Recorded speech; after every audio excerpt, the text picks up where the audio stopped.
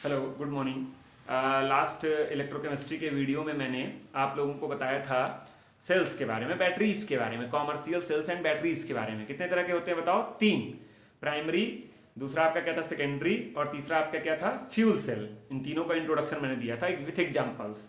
उसके बाद मैंने बोला था अगले वीडियोस में मैं आप लोग के लिए एक एक एग्जाम्पल लेके आऊंगा। तो आज के वीडियो में आपके लिए है ड्राई सेल। क्या है बताइए बच्चा, ये क्या है? Dry cell. ये किसका डायग्राम मैंने बनाया है आप लोग के सामने? ड्राई सेल का बनाया है। ठीक है, ये ड्राई सेल है। ठीक। अच्छा, आप देखिए ड्राई सेल जो होता है, जो आप लोग टॉर्च की बैटरीज होती हैं, घड़ी होती है, ट्रांजिस्टर्स होते हैं, इसमें जो बैटरीज लगती हैं उन्हीं को हम बोलते हैं क्या? Dry cells. या जो आपके रिमोट में लगता है उसी को हम लोग क्या बोलते हैं? ड्राई सेल बोलते हैं। अच्छा देखिए होता क्या है, ये वही है बैटरी। जो छोटी सी आप पेंसिल टाइप की बैटरी देखते हैं ना, इतनी बड़ी बड़ी गोल गोल मटोल सी। ठीक है, ये वही बैटरी मैंने आपके सामने बनाया है।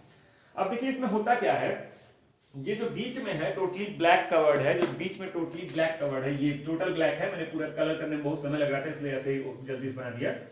ये टोटल ब्लैक है। ये आपका है ग्रेफाइट कैथोड। बहुत ध्यान दीजिएगा, इसको हम लोग बोलते हैं सेटअप। ये डायग्राम आपको याद ही करना है। ये आपका ग्रेफाइट कैथोड है, मैं केवल आपको एक बार समझा दे रहा हूं। ये आपका ग्रेफाइट कैथोड है। ठीक है, ये जो वॉल है, ये जो वॉल है, वॉल में देखिए दो लाइन है, दो लाइन है। जो अंदर वाली लाइन है, ये जो अंदर वाली लाइन है, दो लाइनें दिख रही है, दिख रही है पत्ती पत्ती देखिए, दो लाइन दिख रही है, बीच में गैप है। जो गैप एक्चुअली गैप है नहीं, लेकिन बता रहा हूं, जो पतली वाली लाइन है, ये आपका जिंक कंटेनर है जो कि एनोड की तरह वर्क करता है। अंदर वाली लाइन जिंक का कंटेनर है जो एनोड की तरह वर्क करता है।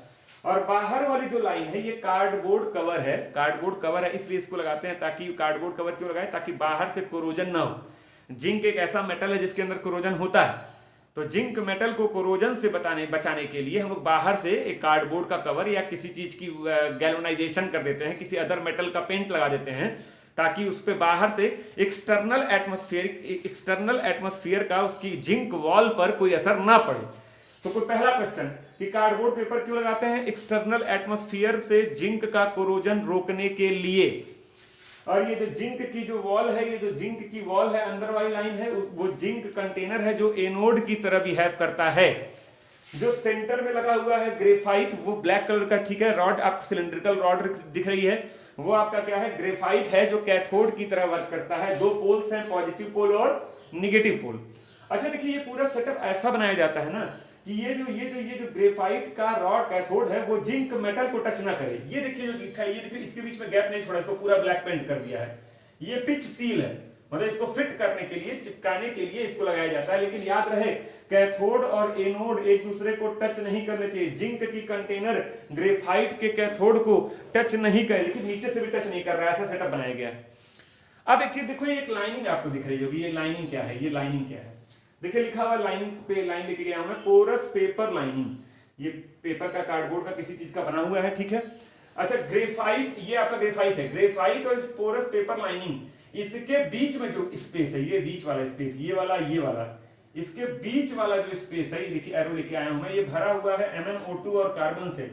MnO2 को हम लोग बोलते हैं मैग्नीज डाइऑक्साइड, और कार्बन को सिंपली कोक बोलते हैं, या कार्बन बोलिए। ठीक है, तो मैग्नीज डाइऑक्साइड और कार्बन से भरा हुआ कौन? ग्रेफाइट। ग्रेफाइट की जो सिलिंड्रिकल रॉड है, वो अपने चारों तरफ किससे भरी हुई है? मैग्नीज डाइऑक्साइड और कार्बन से। अच्छा, इस देखो, ये जो पोरस पेपर लाइनिंग है और जिंक की जो वॉल है, जिंक कंटेनर जो है, वो जो वॉल है, इसके बीच में भी तो जगह है। ये देखिए, ये वाली जगह भी तो है। ये वाली जगह भरी हुई है paste of ammonium chloride and zinc chloride, NH4Cl ammonium chloride और ZnCl2 जिंक क्लोराइड। तो इतना सेटअप होता है हमारे ड्राई सेल में। ड्राई सेल में दो चीजें होती है, एक होता है कैथोड, एक होता है एनोड। उसी कैथोड और एनोड पे रिएक्शन परफॉर्म होते हैं, तभी हमारा सेल क्या करता है? वर्क करता है। ठीक है।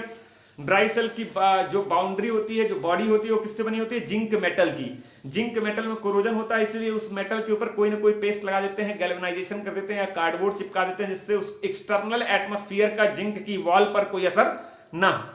अच्छा, याद रहे, कैथोड और एनोड दोनों एक दूसरे के कांटेक्ट में नहीं आने चाहिए।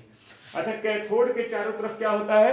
मैग्नीज डाइऑक्साइड और कार्बन भरा हुआ होता है, और जिंक के और इस कार्डबोर्ड के बीच में एक गैप होता है, उसमें क्या भरा होता है? अमोनियम क्लोराइड और जिंक क्लोराइड का पेस्ट भरा होता है। ये आपको सेटअप मैंने दिखाया। ये आपका ऊपर जो लगा हुआ है मेटल कैप है, ये क्या है?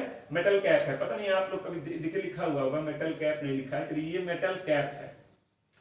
दिख रहा है आपको मेटल कैप, ठीक है, ये आपका मेटल कैप है जो ऊपर लगा हुआ है, ये ऐसे लगा हुआ है, ठीक है।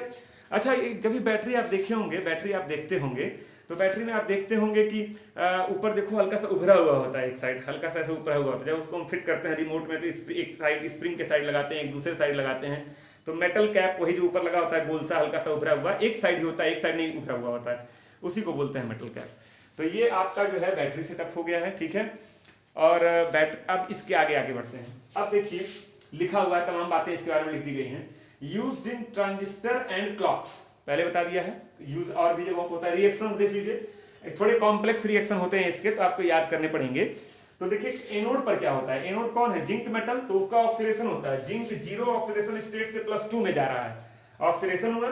कैथोड पे आइए, मैग्नीज डाइऑक्साइड है, मैग्नीज डाइऑक्साइड यहाँ पर है ही, ये पोरस स्पॉट है, तो दोनों कांटेक्ट में भी आएंगे अमोनियम क्लोराइड और मैग्नीज, तो अमोनियम आयन से रिएक्शन करेगा, मैग्नीज डाइऑक्साइड और अमोनियम रिएक्शन करके बनाएंगे Mn2O3 +2 अमोनिया + H2O। अच्छा, तो यहाँ क्या हो रहा था, 0 से +2 ऑक्सीडेशन, लिखते रहा हूं ऑक्सीडेशन। अच्छा, यहाँ देखो मैग्नीज का ऑक्सीडेशन नंबर क्या है, +4 है, और यहाँ मैग्नीज का ऑक्सीडेशन नंबर जब x मानोगे तो 2x - 6 तो +3 आएगा, तो +4 से +3 क्या हो रहा है, रिडक्शन। तो देखिए यहाँ लिख दे रहा हूं रिडक्शन, मतलब आपका एनोड पर ऑक्सीडेशन हो रहा है और कैथोड पर क्या हो रहा है बच्चा, रिडक्शन हो रहा है। तो ये दोनों रिएक्शन परफॉर्म होते हैं। अच्छा, तो अमोनिया क्या है, गैस है ना, अमोनिया क्या है, गैस है, ये गैस बन के निकलती है। सोचिए सेल के अंदर ये अमोनिया गैस बन के निकलती है, लेकिन इसको निकलने का मौका नहीं मिलता है, सेल में छेद तो होता नहीं है, ये लिबरेट होके बाहर तो आ नहीं पाती है। तो होता क्या है, ये अमोनिया वहीं अंदर ही फंसी रहती है, ट्रैप्ड रहती है, और अमोनिया जो है वो तुरंत कंबाइन हो जाती है किससे, जिंक क्लोराइड के Zn+2 से और Cl से। Ammonia combines with Zn+2 and chloride ions to form complex. जैसे आपके दिमाग में आ रहा है ना, इसका यूज क्या है, इसने दिया था अमोनियम आयन, ये देखिए अमोनियम आयन यहाँ यूज हुआ है, इसमें MnO2 का इस्तेमाल हुआ है, यानी कि MnO2 यूज हुआ है, ठीक है, देख रहे हैं। अब दिमाग में वही बात आ रही थी कि आखिर जिंक क्लोराइड का क्या इस्तेमाल है, तो जिंक क्लोराइड देगा Zn+2 और Cl- आयन, और उन दोनों से कंबाइन होकर अमोनिया एक कॉम्प्लेक्स साल्ट बना लेगा। ये इसका नाम मैंने आप लोग को कोऑर्डिनेशन कंपाउंड भी पढ़ाया है, ठीक है, उसमें मैं आपको बता दूं इसका नाम क्या है, डाई डाइक्लोरो जिंक और ब्रैकेट में 2, इसका ऑक्सीडेशन नंबर होता है 2 ब्रैकेट में 2, ठीक है। तो ये इसका IUPAC नेम है, ये कोऑर्डिनेशन कंपाउंड है, ये भी और डिटेल से मैं कोऑर्डिनेशन कंपाउंड के ऊपर भी और कई वीडियो लेके आऊंगा, ठीक है। अभी खाली आप जानिए ये कॉम्प्लेक्स साल्ट है, नाम मैंने बोल दिया है।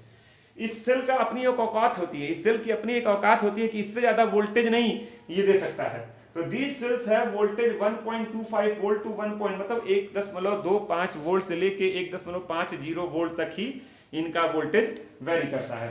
They do not have long life, आप लोग को पता है हम इसको यूज करते हैं, लॉन्ग लाइफ होती है, महीना 2 महीना घड़ी में लगाए, 3 महीना 4 महीना चला, उसके बाद बैटरी खराब हो जाती है, फिर नई बैटरी लगानी पड़ती है, फिर इसको फेंक देते हैं।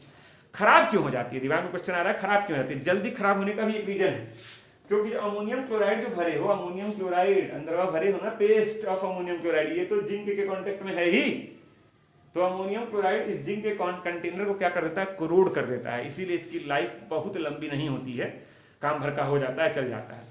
तो ये आपका पूरा एक्सप्लेनेशन है, आपके सामने मैं हट गया हूँ, आप स्क्रीनशॉट लेना चाहें ले लें, इसको कॉपी में बढ़िया से नोट कर लेंगे, बढ़िया से याद कर लेंगे, समझ लेंगे। ये पूरा आपका ड्राई सेल है, ये प्राइमरी सेल है, प्राइमरी सेल में एक ही बार रेडॉक्स रिएक्शन परफॉर्म होता है और उसके बाद ये सेल दोबारा यूज में नहीं लाया जा सकता है, ठीक है। तो प्राइमरी सेल का ये पहला एग्जांपल था आपका ड्राई सेल। इसको मैं दिखा देता, लेकिन पहले दिमाग में मेरे नहीं आया, नहीं तो अपने घर के रिमोट में से निकाल के, आप देखे तो होंगे ही, उसको हाथ में लेके फिर इस डायग्राम को समझने की कोशिश करिएगा। अंदर का पोर्शन भी आप चेक कर सकते हैं, कैसे, आपके घर में तमाम बैटरी वैटरी खराब हो गई होगी, टूट फूट गई होगी, उसको फोड़ देना, और फोड़ने के बाद फेंकाई होगी घर में कहीं, इसको फोड़ फाड़ के अंदर का मटेरियल चेक करना, आपको पतली सी ऐसे ग्रेफाइट की रॉड भी मिलेगी, और जो सारे मटेरियल होंगे ammonium chloride, zinc chloride, MnO2 और कार्बन, ये भी मिलेंगे, लेकिन ये बहुत ज्यादा रिएक्शंस कर चुके होंगे, तो आप उनको रिकॉग्नाइज कर पाए ना कर पाए वो अलग इशू है, लेकिन वो भी आपको बैटरी के अंदर मिलेंगे। तो घर में वेस्ट बैटरीज बहुत पड़ी होंगी, उनको आप निकालिए और ये एक्सपेरिमेंट आज के लिए कर डालिए। अगले वीडियो में एक नई बैटरी के साथ में आऊंगा, इधर चलेगा 3-4 वीडियो में केवल बैटरीज, इसको डेली का डेली याद कर लेना, भूलना नहीं है, इसको याद कर लोगे तो बहुत ही फायदा करेगा, क्योंकि 1-2 बैटरी अल्टरनेट ईयर्स में बोर्ड एग्जाम में आती ही आती है, और कभी कभी कंपटीशन में भी ऑब्जेक्टिव क्वेश्चंस बन जाते हैं इससे, कि in the dry cell what is the use of porous paper line. चलिए पूछ लिया हूं, आप ही बताइए, पोरस पेपर लाइनिंग रहेगा तभी तो MnO2 यहाँ के अमोनियम आयन, यहाँ अमोनियम आयन है, ये देखो लिख दे रहा हूँ, यहाँ पर NH4 प्लस आयन है, और कौन है Zn+2 आयन है, और कौन है Cl माइनस आयन है, और अंदर क्या भरा हुआ है, अंदर क्या भरा हुआ है, देखिए ऐसा लिख दे रहा हूँ, जगह कम है तो MnO2 भरा हुआ है। तो ये बताइए MnO2, देखिए यहाँ पर MnO2 अमोनियम आयन से रिएक्शन कर रहा है ना, तो ये पोरस स्पॉट नहीं रहेगा, एकदम सील्ड रहेगा, तो MnO2 कैसे अमोनियम के कांटेक्ट में आएगा। उसके बाद देखिए जब अमोनिया गैस बन रही है तो अंदर बन रही है ना, जब अमोनिया गैस बनेगी तो बाहर निकल के ही तो इससे और इससे, भाई जिंक कंटेनर को छेद करके एकदम बाहर नहीं आ पाएगी, तो Zn+2 और क्लोराइड से कंबाइन होगी, देखिए Zn+2 और क्लोराइड आयन से कंबाइन होकर साल्ट बनाएगी, ठीक है। तो ये क्वेश्चन ऐसे बनेगा, what is the use of porous paper lining in the dry cell, 4 option दे देंगे, ठीक है। What is the use of zinc chloride in the dry cell, 4 option दे देंगे, ठीक है। कुछ कई क्वेश्चन हो सकते हैं, what is the use of zinc container या zinc container behaves as a, 4 option दे देंगे, एनोड, कैथोड, नन, कुछ भी, ठीक है। उसी तरह से कुछ भी पूछ सकता है, तो इस तरह के क्वेश्चन इस पे बनते हैं कंपटीशन में भी, और आपके एकेडमिक लेवल पे तो कंफर्म बनते हैं, तो इसको बढ़िया से तैयार करिएगा। आज के लिए इतना ही, थैंक यू।